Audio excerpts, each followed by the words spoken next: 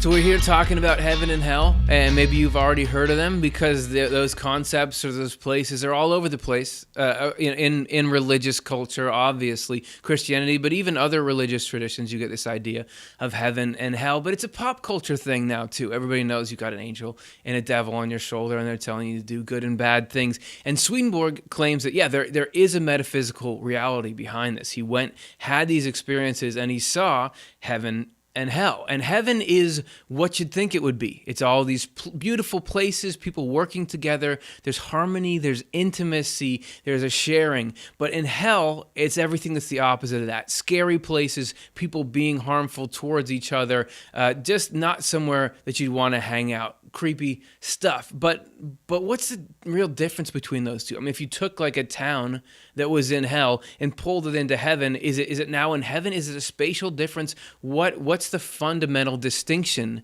between heaven and hell? So let's look at them even more closely. So say we had a spiritual microscope.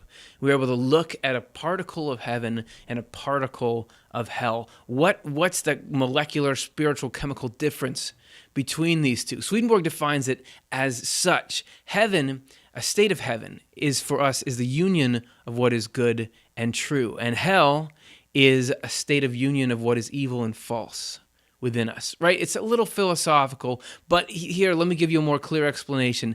He says heaven consists in doing good from goodwill, whereas hell consists in doing evil from ill will. And if that isn't clear enough, here's how it's put into action. He says that heaven is, at a molecular level, serving others for the sake of their own happiness, not for any selfish goal, but for love. And that hell is defined as when the pleasure in evil is felt as good.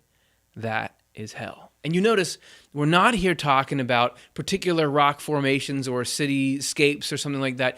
Heaven is defined by motivations and actions, and so is hell.